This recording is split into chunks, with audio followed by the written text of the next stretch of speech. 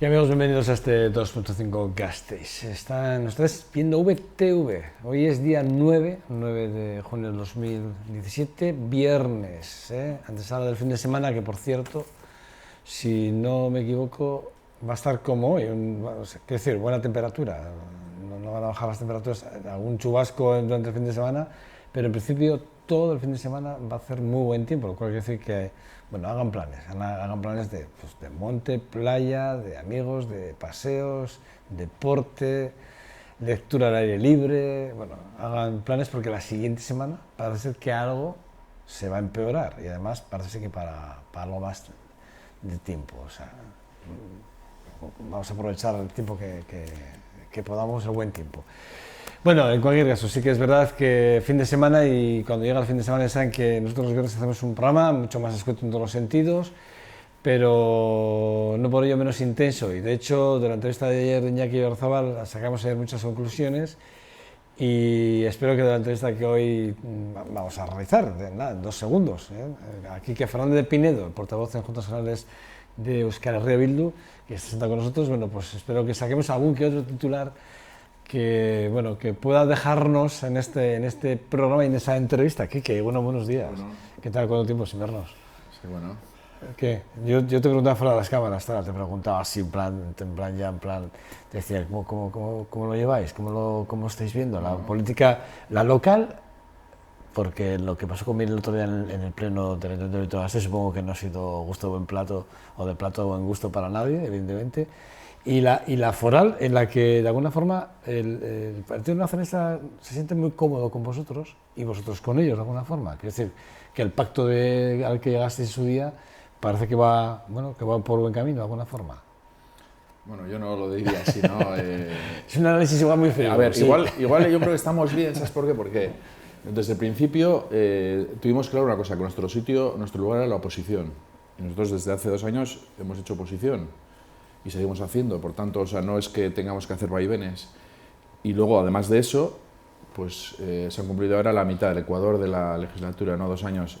Efectivamente había un gobierno en minoría de PNV y PSE que para gobernar necesitaba pues, girar o hacia un nuevo rumbo pues, con EH Bildu, o si no, pues tenía la opción del Partido Popular de continuismo, ¿no? Entonces, bueno, pues se consiguió ese acuerdo, se consiguieron, yo creo, partidas interesantes, se dio un cambio de rumbo con la anterior época del Partido Popular y, bueno, pues han sido esos 2 años en los cuales, pues bueno, ha habido esos acuerdos y como hemos hecho las dos, digamos, hemos estado en los 2 sitios, digamos, pues no creo que vaya a variar nada ahora, o sea, de cara al año que viene, pues no sabemos lo que ocurrirá. Sabes que nosotros en este 2017 pues sí que dijimos que era fundamental, aparte de lo que pues, decir en qué se va a gastar, era abordar el tema de la financiación local, que ahora precisamente una ponencia que habíamos iniciado nosotros, que habíamos propuesto nosotros, ahora ha sacado sus conclusiones sobre la financiación de las entidades locales, de concejos, ayuntamientos, cuadrillas, que es un tema importante que está encima de la mesa. Y luego el otro era el tema de cómo conseguimos los ingresos.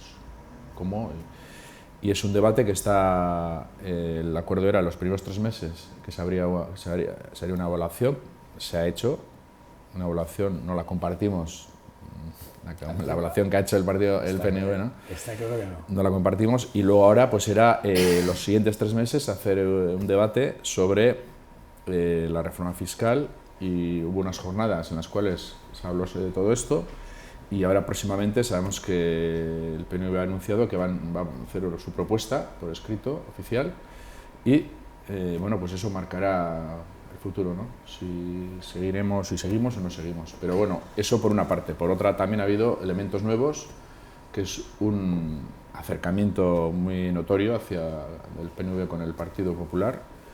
Están los acuerdos del Parlamento Vasco y están los acuerdos de Madrid. Y bueno, eso no se puede obviar, ¿no? Está ahí. ¿Nos preocupa especialmente esos acercamientos? Más que preocuparnos, yo creo que marca una tendencia. Y marca yo creo que cualquier observador político, y sin ser observador político, pues bueno, es evidente que ese acercamiento esté ahí y que, bueno, pues Además es que ha sido un balón de oxígeno a un Rajoy, a un Partido Popular que estaba además ahogado en la corrupción, ¿no? Que hasta sus fiscales anticorrupción salen corruptos y entonces, pues bueno, gracias al PNV, pues se ha salvado, ¿no? Y luego el gobierno vasco, en el Parlamento vasco también, pues está claro que desde el primer momento optó Urkullu, el gobierno de Urkullu, optó por el Partido Popular. Eso no ha habido demasiado margen. Eligió esos socios. Entonces, bueno, eso probablemente yo creo que marca una tendencia. En Álava probablemente, no lo sé si los dirigentes locales igual están de acuerdo o no con esa cuestión, pero bueno, yo creo que muchas veces la política de los partidos a nivel global pues es la que se impone, ¿no? Y puede que ocurra eso. ¿Crees? Bueno, en principio entiendo que el balance que haces de este Ecuador de legislatura es bueno, pues ha sido positivo, entiendo que sí, en parte porque te estoy escuchando, a no ser que digas lo contrario, es positivo, y en los próximos 2 meses, como también me decías fuera de cámaras, bueno, pues empezaréis a pensar exactamente, bueno, a hablar, entiendo que hablar, os sentaréis a hablar exactamente para hacer un balance de lo que ha sido estos 2 años y, bueno, marcar las líneas cara a lo que van a ser los próximos otros 2 años, entre ellos, y entiendo, y además creo que lo acabas de decir así muy bien, vais a estar vigilando, que se dice ahora mismo, ¿no?, con el tema del acercamiento del Partido Popular al Partido Nacionalista Vasco, de alguna forma. Bueno, yo el otro día, el miércoles hubo pleno. Bueno, primero una cosa, un matiz, ¿no? Nosotros no hacemos un balance positivo, bueno, decimos que los acuerdos que llevamos con el PNV, pues bueno, sí que ha habido ahí un seguimiento serio y que se han cumplido y demás. Pero bueno, lo he dicho al principio, las políticas que está llevando este gobierno no son nuestras políticas. O sea, es decir, hay varios temas claves, por ejemplo, el tema de las políticas sociales, que vemos que no acaba de avanzar, que tiene que es más bien una política continuista con lo anterior.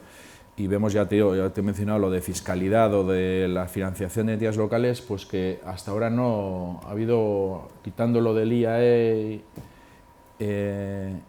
y lo del IBI y demás, pues bueno, ha habido poca modificación, poco cambio. Bueno, entonces, ¿qué es lo que va a ocurrir? No lo sabemos. Nosotros el otro día le interpelábamos al diputado, ¿no?, Ramiro González, le decíamos, por una parte, Morales, la señora Morales del Partido Popular, anunció hace poco que tenían un acuerdo, pues, con el Partido Popular para no incrementar los impuestos. Entonces le dije, pues a ver si mentía la señora Morales o no mentía.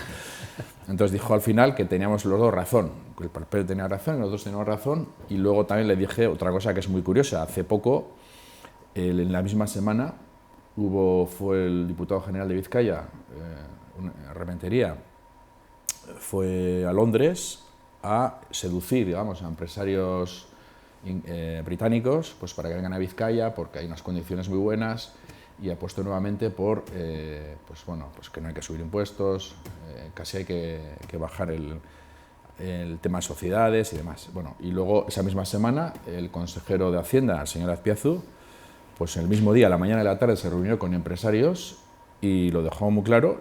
A la mañana vino a decir que hay margen para hacer reforma fiscal, que lo que supone sociedades en el País Vasco es un 7% de la recaudación frente al 12% del Estado español. O sea, ya no estamos comparándonos con Europa, sino... Bueno, y eso coincide con lo que dijo también Zubir en las jornadas, que es que aunque el tipo es más alto aquí que en el Estado, pero luego, mediante las deducciones que existen, finalmente se acaba pagando un 30% menos en el País Vasco que en el Estado. Entonces ya hay dos, el consejero de Hacienda y el señor Zubiri, catedrático, que dice que aquí se está pagando menos que en otros sitios. Y por tanto, entendemos que ese margen existe. Y luego a la tarde, el señor Azpiazu dijo que es necesario una reforma en profundidad y estructural. Y entonces, lo que el otro día le interpelamos al señor Ramiro González, pues bueno, a ver, son mensajes contradictorios, y entonces, pues ¿con cuál de los dos se queda? Entonces, bueno, pues respondió con la ambigüedad calculada que nos tiene acostumbrado el PNV, y bueno, pues en septiembre yo creo que ya sabremos, ¿no? Sabremos un poco por cuál es la apuesta.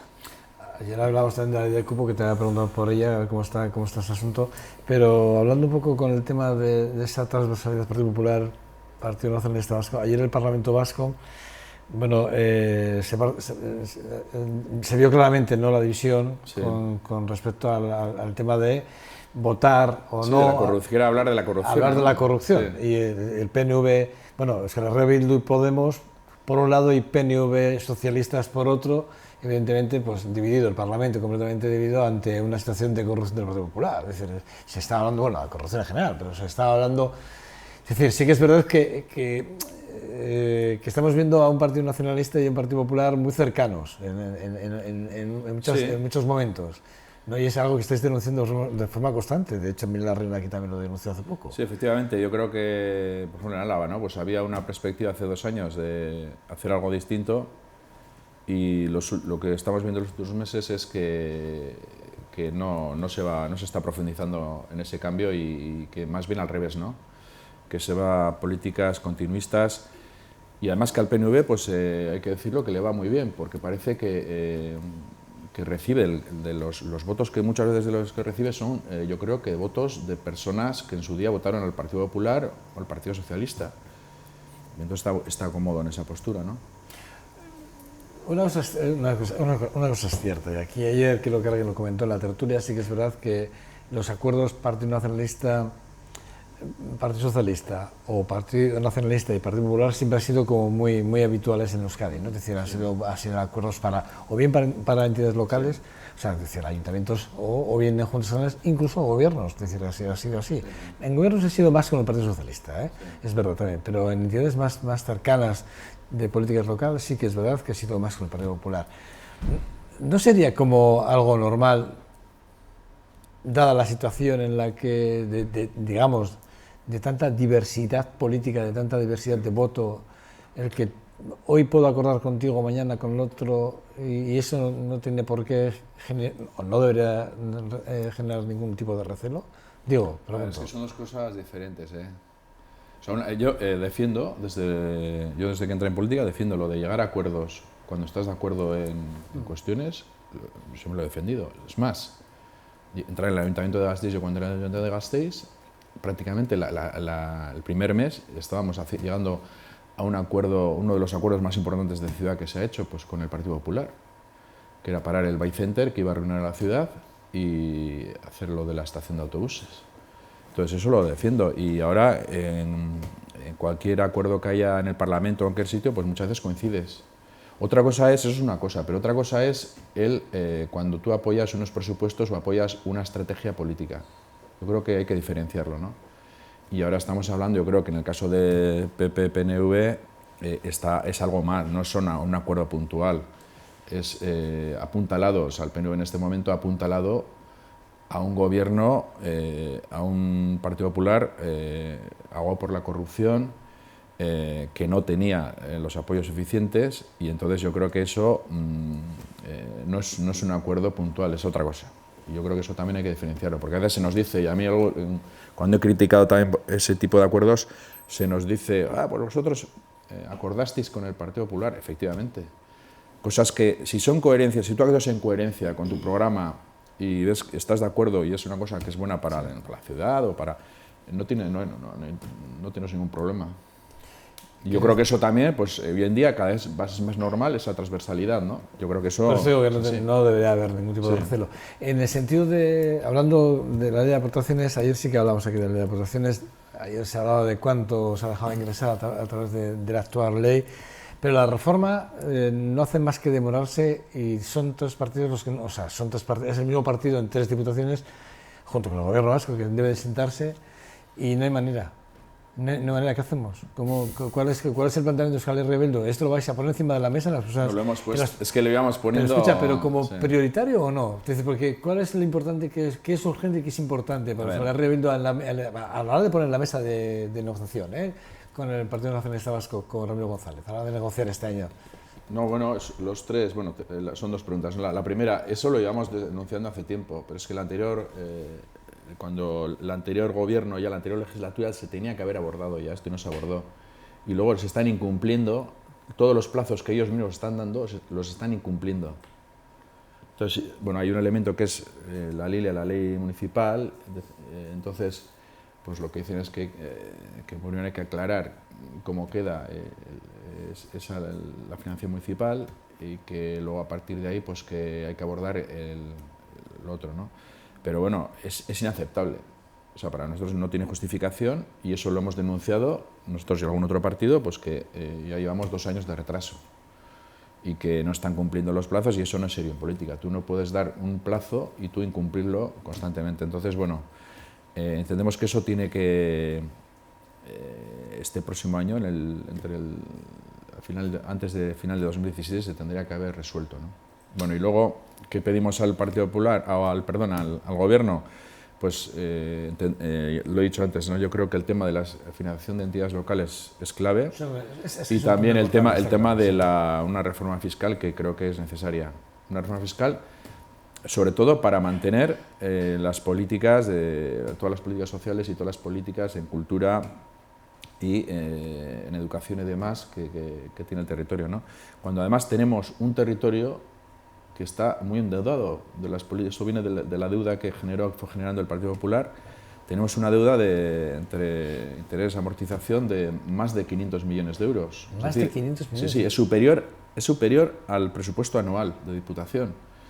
Y ahora, porque los intereses están bajos, pero en cualquier momento puede haber ahí una variación de los intereses. Fíjate, nunca hablamos de la deuda de la Diputación, hablamos mucho de la deuda del Ayuntamiento. Y yo creo que los responsables de Hacienda de Diputación Alavesa son conscientes de eso. Y saben que, y luego hay otros vaivenes que puede haber económicos, y saben que si se quieren mantener las políticas sociales y el presupuesto y si quieren hacer cosas, es necesario abordar esa reforma. Lo que pasa que en este caso nuestro miedo es que quizá en vez de primar los intereses de Álava, los intereses del territorio, pues quizá priman otros intereses partidistas de estos acuerdos a nivel global entre Partido Popular y Partido Nacionalista Vasco. ¿A qué te refieres? ¿Por algún ejemplo? De acuerdos. De esos acuerdos a los que te refieres que son partidistas y no son, digamos... Lo que acaban de acordar en Madrid...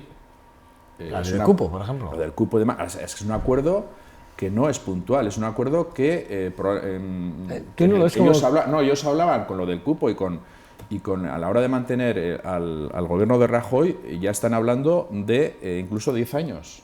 Están hablando de poner unas bases para los próximos años. Por tanto, es un acuerdo de calado. Es un acuerdo de calado en el cual estamos convencidos de que el Partido Popular ha puesto condiciones.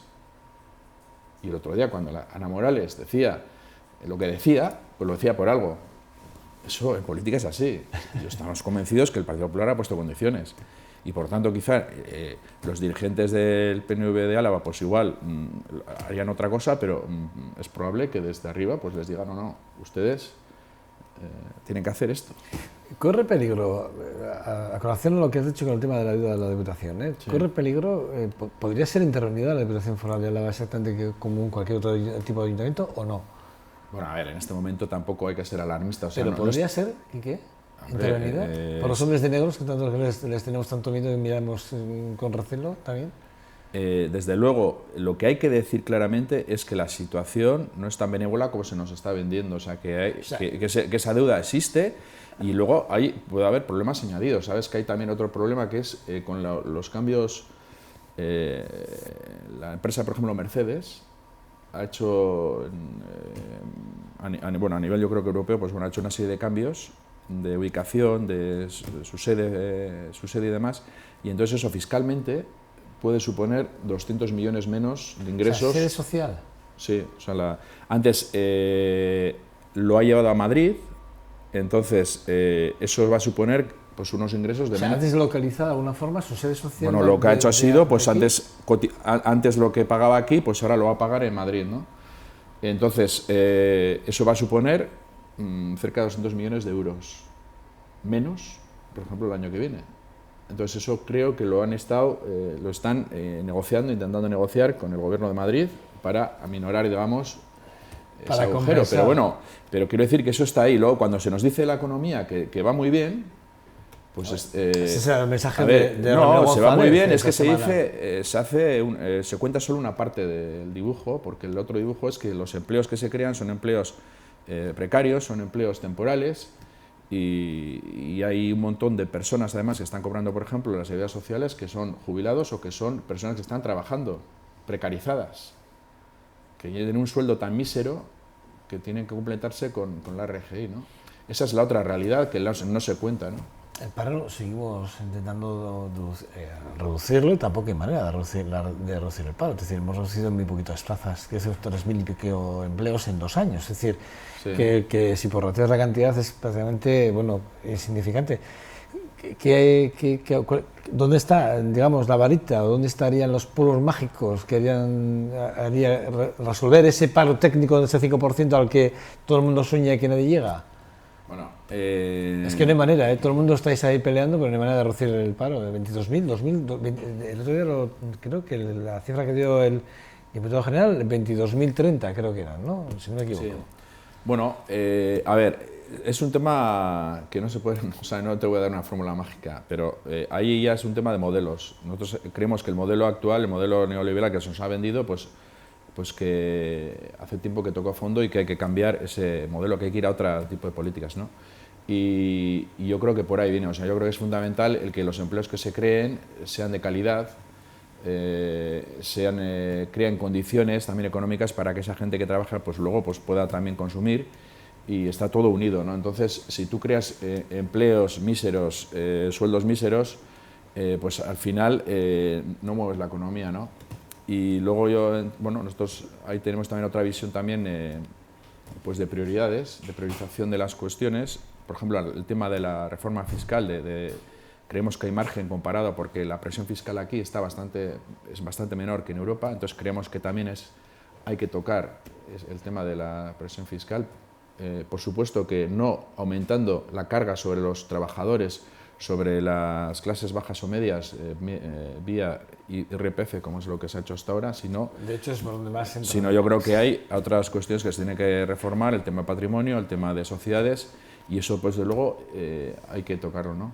Y luego el tema también, pues a priorizar un poco, nosotros de luego si gobernáramos haríamos otro tipo de priorización, ¿no?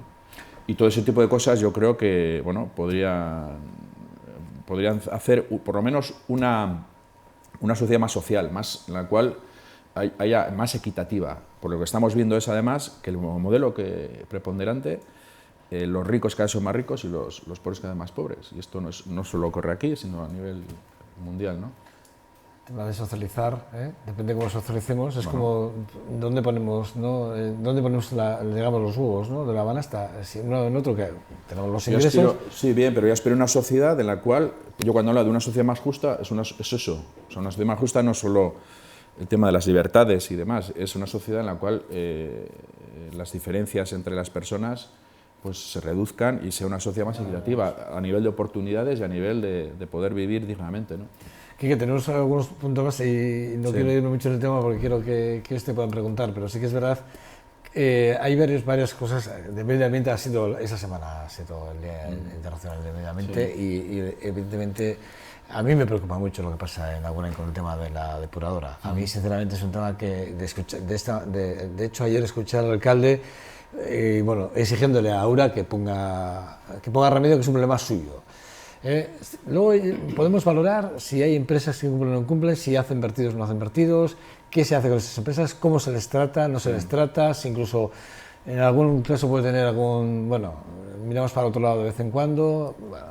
Pero lo que está claro es que tenemos muchos ríos de nuestro alrededor hechos unos zorros. Sí.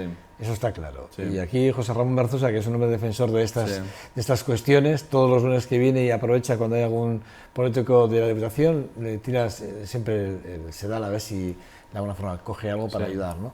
Pero ¿qué hacemos? Por ejemplo, con Agurain, ¿qué hacemos con esa depuradora? Con esa depuradora y con otras depuradoras que tenemos que... Bueno, muy sencillo. Muy sencillo, quiero decir. Efectivamente, bueno, nosotros también participamos en Zadorra Visiri, por ejemplo, y compartimos esa preocupación. El 70% de los ríos alaveses están en estado malo o por lo menos mediocre. Y es una realidad. En el Zadorra mismo, en muchos puntos, tiene además diferentes productos metales pesados, lindano y demás. Bueno, entonces eso ha habido una dejación en los últimos 15 años, yo creo, bueno, respecto a los ríos, ¿no? Y a otras cosas, otras cuestiones. Y luego ha habido las infraestructuras hidráulicas. Entonces ha habido una serie de inversiones que eran necesarias que no se han hecho. No se han hecho porque no se han priorizado. Entonces, me hablas de Agurain.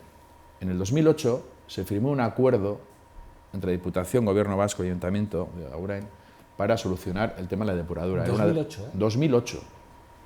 Entonces era una depuradora que entonces ya se vio que no estaba caduca, era obsoleta, era pequeña y además no funcionaba bien, entonces que había que ir a una depuradora nueva o a otro sistema, ¿no?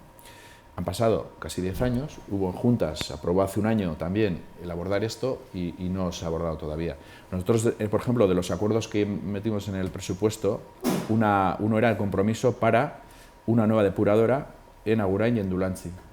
Y se está haciendo, en Dulantzi se están separando pluviales y fecales, y también en Agurain, y también se está solucionando el tema. O sea, se está trabajando sobre el proyecto, o sea que parece que por fin se va a abordar ese tema. Pero ahora se nos anuncia también que va a haber atrasos, es decir, en vez de hacerlo para el 2020 que esté terminado, ahora se nos anuncia que quizá el 2022-23, otra vez prioridades. Y luego está el tema de los vertidos, que ha salido gratis y sigue saliendo.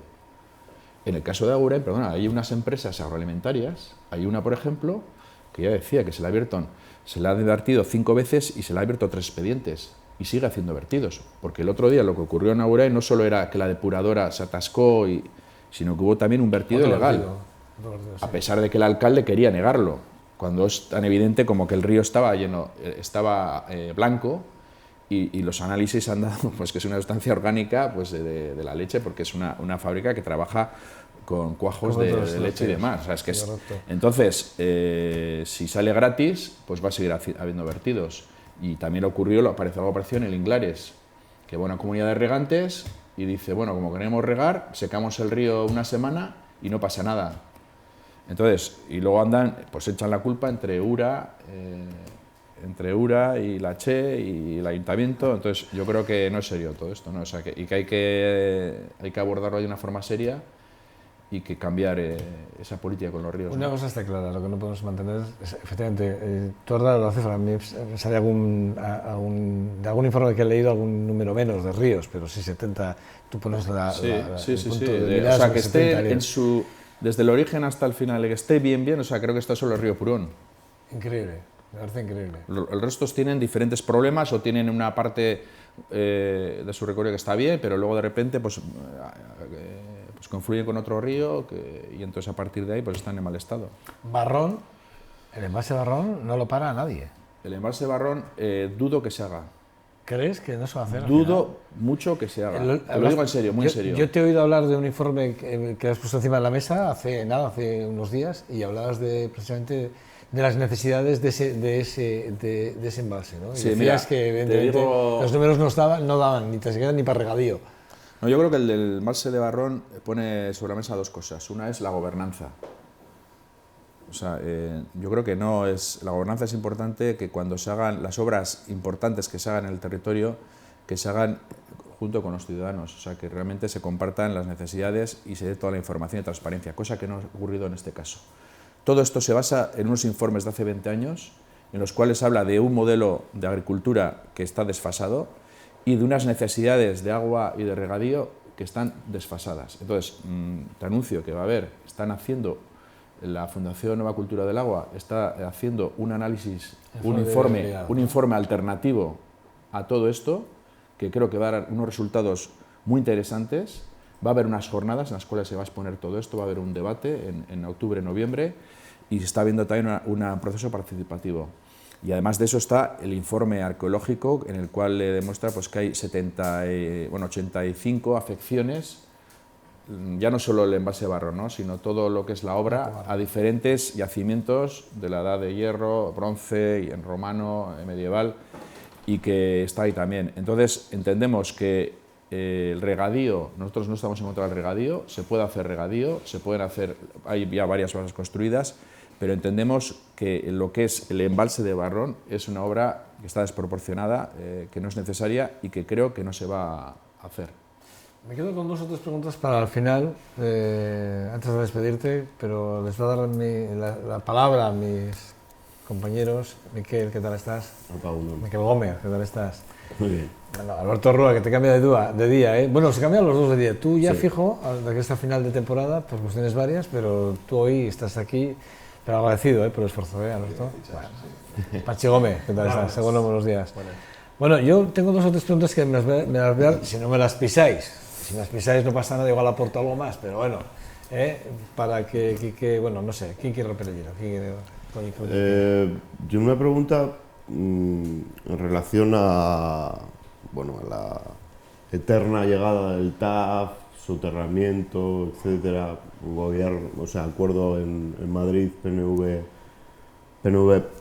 Partido Popular, o Gobierno Vasco, Gobierno Español, sí, que parece que los alaveses como que no tenemos nada que decir, ¿no? Y es un tema que yo le estoy dando muchas vueltas porque no es el primer acuerdo de que esto se va a hacer y al final no se hace. ¿Qué información tenéis vosotros sobre el acuerdo, sobre cómo van a avanzar los planes? Porque yo creo que en Juntas algo tendréis que decir, sí, ¿no? Bueno, sobre la llegada del TAV y el soterramiento somos muy escépticos. Por lo que dices, es que vas a la hemeroteca. Yo hice el ejercicio, ¿eh? Sí, sí. Estuve buscando, en Google estuve mirando las noticias y es que veías desde hace ya 10 años promesas y promesas, y firmas de documentos entre el ministerio con diferentes dirigentes, también con la última con Javier Maroto, de cómo ya se ha firmado, se ha acordado, va a llegar el TAV. Entonces yo creo que en este caso somos muy escépticos, porque además ahí está el de Bilbao, Donosti, Gasteiz. Me da la impresión de que el de Gasteiz se va a quedar para el final y que no se va, dudo que se vaya a llevar a hacer como dicen. Probablemente luego pues haya un cambio de gobierno o haya lo que sea, y entonces... Y hay muchas incógnitas. Es que nosotros mismos, bueno, hemos pedido información, se nos ha dado algo de información, pero hay bastantes incógnitas por el tema de vías, si es necesario aparte de las 2 existentes, una tercera vía, porque luego está el tema de mercancías. Sí que se nos ha explicado algo, pero todavía como un borrador, o sea, no hay, yo a día de hoy puedo decir que no hay... o sea, sí, no hay un proyecto ya, digamos, finalizado y serio en el cual se establezca todo lo que se va a hacer, eso no existe. Nosotros seguimos con el tema de Arabatran, que está Rueda, Salvador Rueda, el que hizo los informes aquí, los acuerdos, sí, los planes, digamos, de movilidad, que conoce muy bien el territorio. Están haciendo, yo creo, el tema de Arabatran.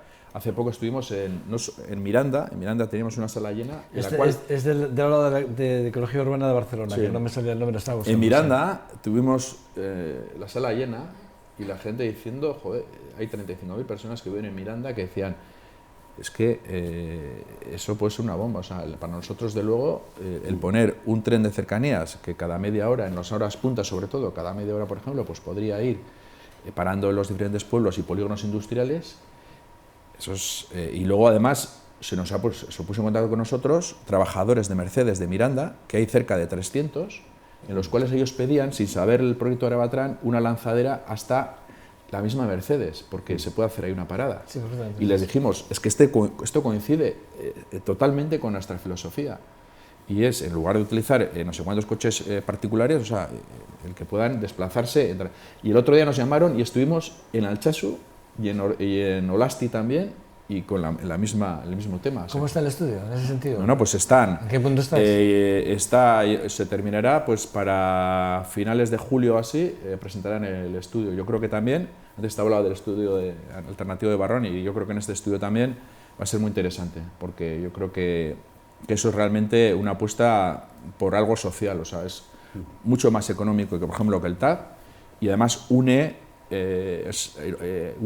pueblos, cohesiona el territorio, y además es una mejora, desde luego, para luchar contra el cambio climático, ¿no? ¿Sería un fracaso no soterrar las 2 entradas, digamos, desde las entradas de acceso del este al oeste hacia el centro de Vitoria, el tren? ¿No sería un fracaso no hacerlo?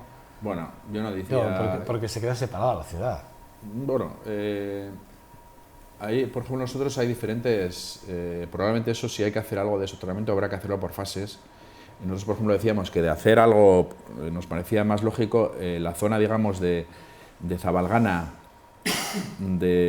ahí que hace como más barrera, y ahí sería más sencillo, pues digamos, tapar esa zona y hacer, por ejemplo, pues, hay parque en los dos, entonces tapar todo eso, entonces esa barrera que se hace, eliminarla, y por ejemplo eso sería la más económica y por ejemplo nosotros comentábamos de empezar por esa fase, ¿no? Y luego ya está, pues bueno, la zona centro, que bueno, tampoco es, o sea, pues la comunicación existe y tiene su complejidad, es complejo y entonces estamos un poco a la espera de pero somos un poco escépticos también, ¿eh? Bueno, Alberto, Pachi, que eres los dos, ¿eh? No... Kaixo.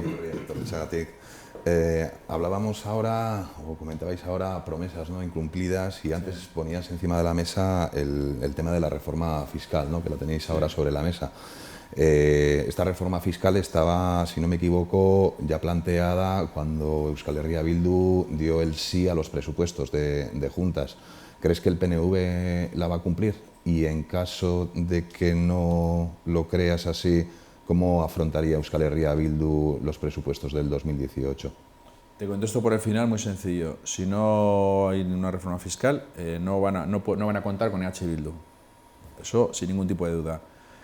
Y bueno, nosotros éramos conscientes cuando firmamos el acuerdo de que se nos hablaba de que tenía que ser de forma armonizada entre los 3 territorios, entonces ese criterio lo entendimos, o sea, en ese momento era difícil poner sobre la mesa la reforma fiscal, por eso aceptamos el que se hiciera los primeros 3 meses una evaluación y en los siguientes 3 meses que se haría una propuesta y que habría también un debate social, porque entendemos que no solo es cuestión de políticos, que a los ciudadanos hay que decirles, oye, mira, ¿queréis esto? ¿Queréis servicios sociales? ¿Queréis buenas escuelas? Bueno, pues mira, esta es la situación económica, y igual habrá que hacer os planteamos hacer este esfuerzo.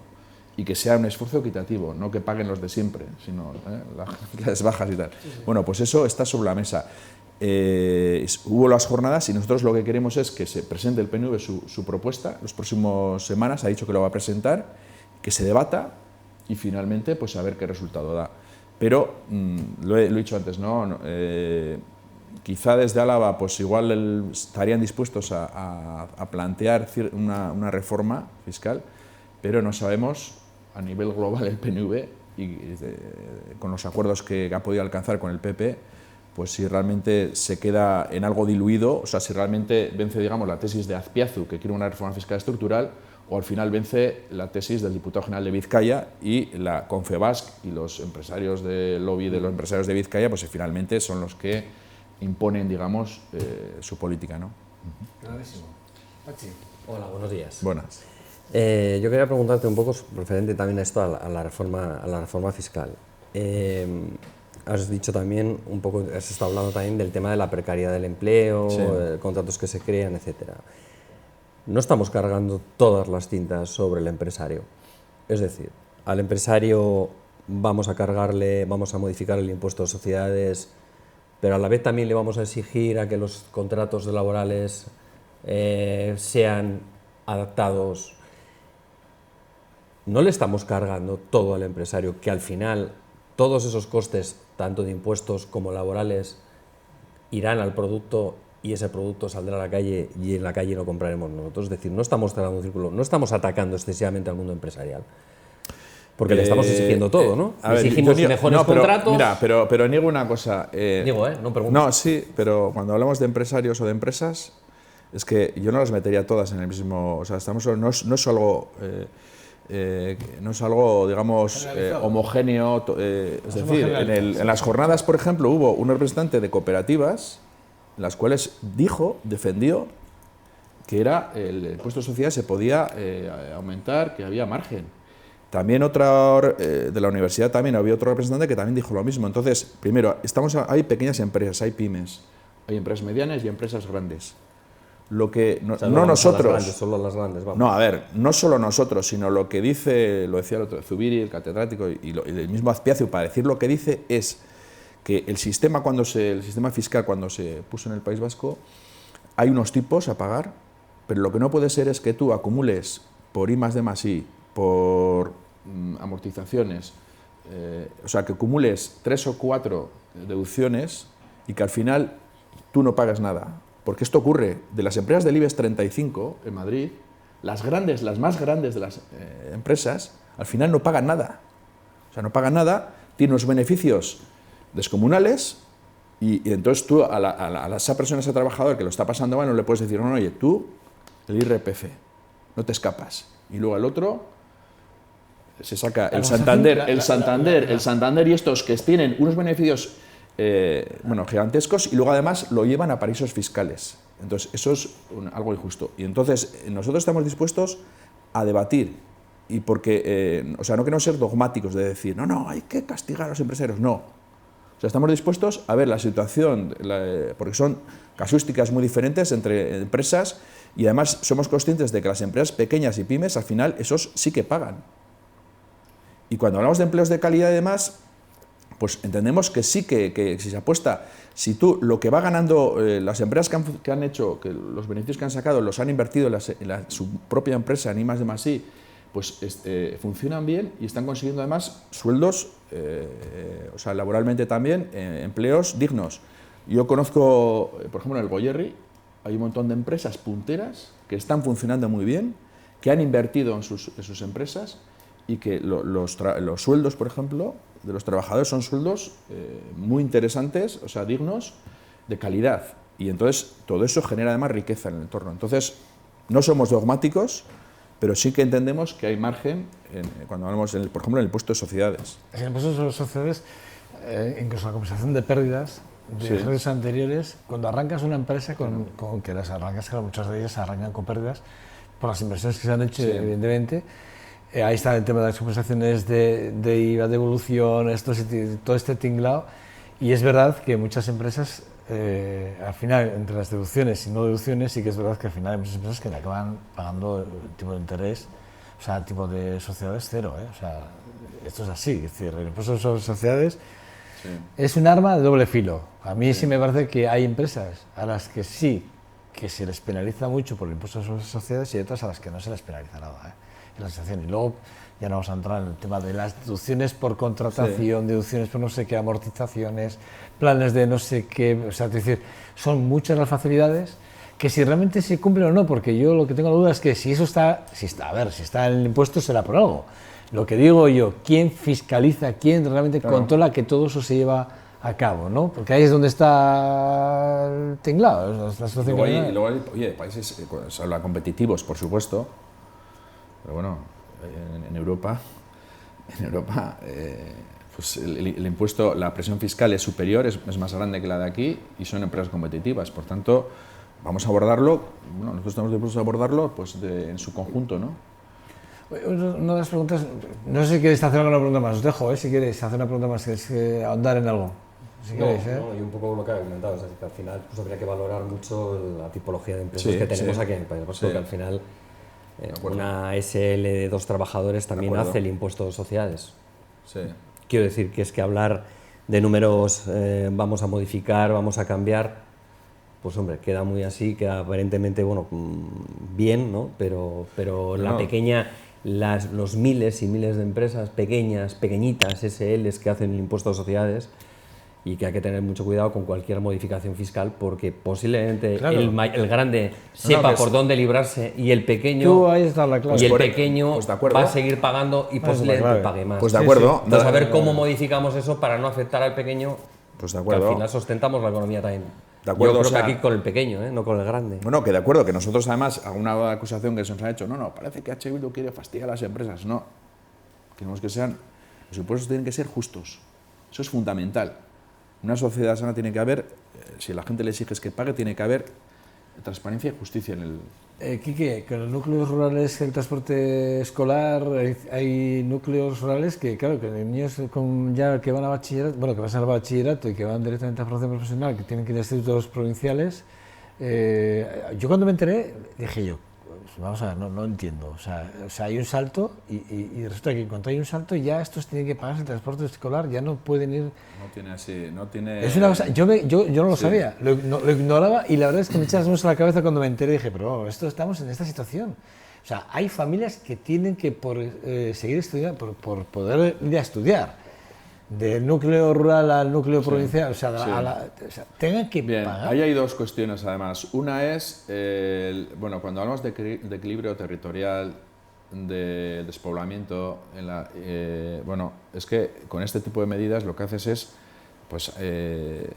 todavía afianzar más la macrocefalia de Gasteiz, ¿no? O sea, al final lo que impulsas es a que la gente que tiene hijos o hijas, pues que al final tire la toalla y se venga a Gasteiz, ¿no? Entonces, en lugar de poner facilidades, estamos haciendo lo contrario. O sea, en vez de primar, digamos, está haciendo lo contrario.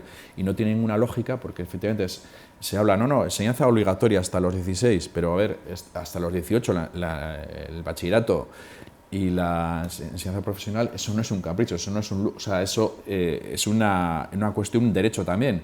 Y por tanto son familias que están utilizando además, sin costarle nada a la administración, o sea, utilizando autobuses que ya existen, pero se les cobra por esa utilización, o sea, no tiene ningún sentido. Entonces, ahí nosotros pedimos la comparecencia, vinieron los institutos de Agurain y de la Guardia de Samaniego, y hemos pedido que eso se modifique, o sea, no tiene ningún sentido, vamos. Hay una cosa que dentro de la noticia me llamó la atención y tú la que has de tocar ahora de soslayo, muy de soslayo, lo has dejado ahí como, bueno, en el aire.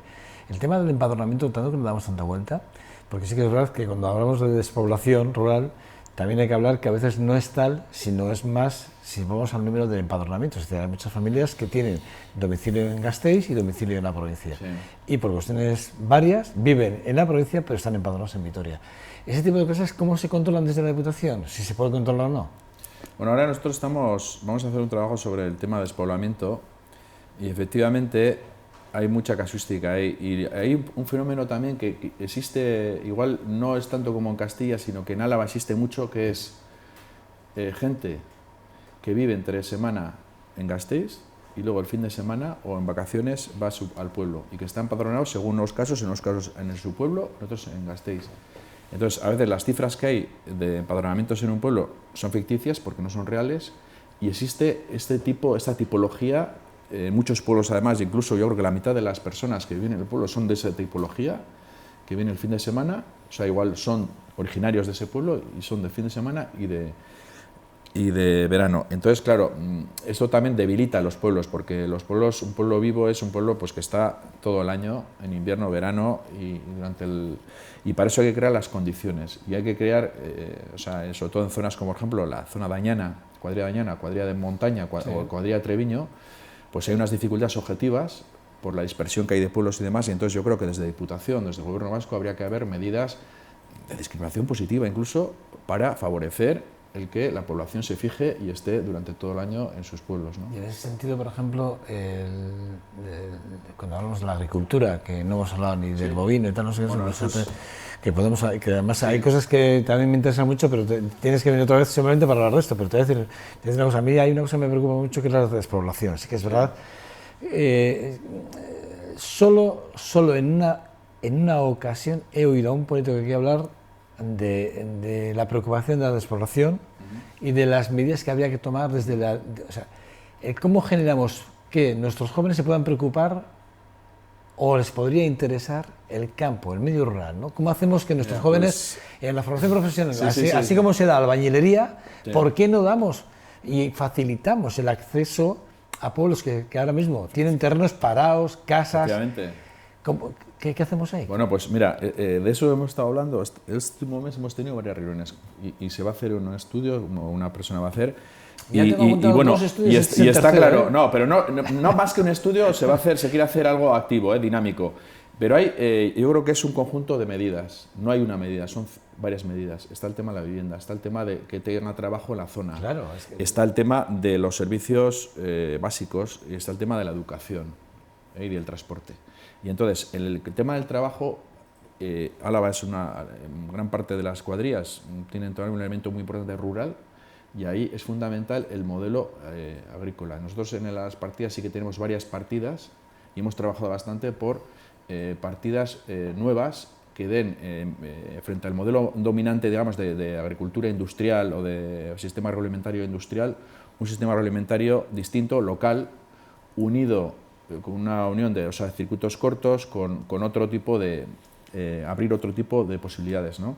Más abiertos a la agroecología, y entendemos que por ahí sí que puede ser muy interesante para gente joven pues que se instale en los pueblos y dando ese tipo de facilidades, pero para eso hace falta creérselo y tomar medidas en ese sentido. Nosotros creemos que hay que apostar decididamente por todo eso y que además en Álava se dan condiciones para ello. Pero, vamos, y hay maravillosas, sin lugar a prácticas, dudas. y hay cosas interesantes en algunos pueblos de incluso acceder a parejas jóvenes con hijos y tal, acceder por ejemplo a una casa y con un terreno en unas condiciones, porque eso a pueblos que están muriendo pues les da vida, ¿no? Hay pueblos que en su día fueron importantes, que en este momento de 0 a 15 años no tienen ningún crío, o sea, no tienen hijo, de 0 a 15 años no tienen nadie, ¿no?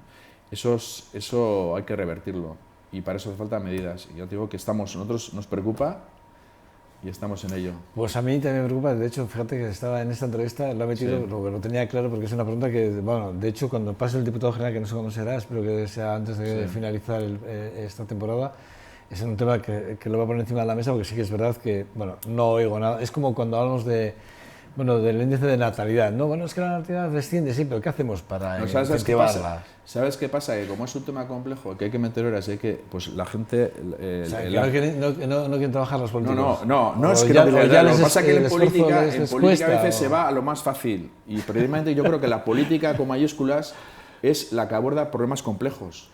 Es que pero es que este tema es súper importante, Sí, sí, sí. porque además estamos hablando de parados, estamos hablando de Claro. 22.030 parados, pero sí hay opciones a nivel rural, sí. hay opciones, hay alternativas, Sí, nosotros estamos convencidos de que sí. es un tema, bueno, no sé.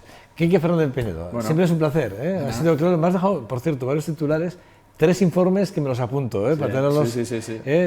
3 informes, no, 3 estudios, Sí. me los apunto para tenerlos presente en breve. Además, creo que 2. Te los pasaré, sí. Sí, por favor, si puedes sí, ser sí. todas las razones. Si no va a estar pendiente ese, pero vamos, 2 informes de aquí a finales de julio los tendremos presente.